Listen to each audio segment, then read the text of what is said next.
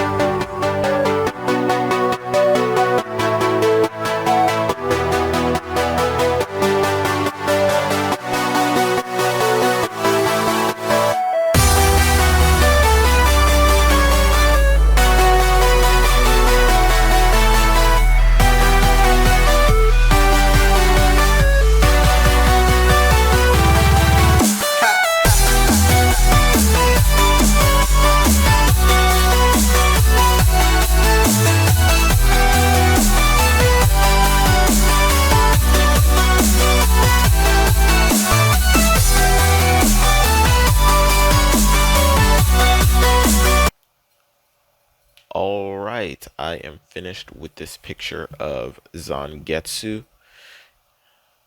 Honestly, as I said earlier in the video, in the Blood War arc, I don't remember, um, like, I don't know enough about the manga or whatever to, like, even speak on it.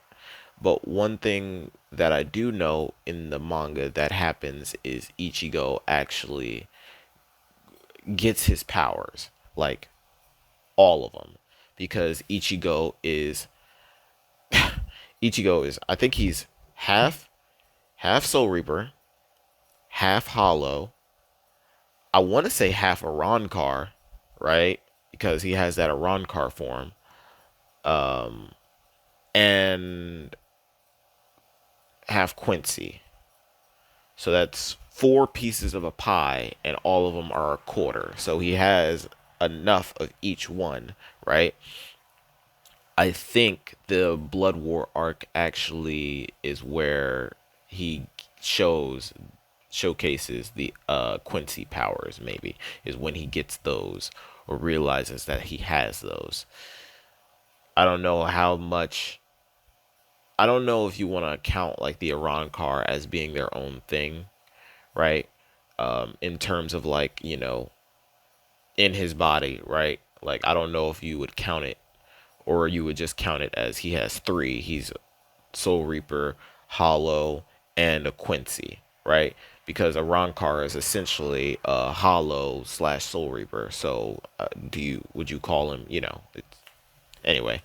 That's it for this video. If you liked it, be sure to leave a like, subscribe if you did. Let me know what I can do in the comment section to make it better for you to watch next time. The glove is off. Peace, love. Thanks for watching.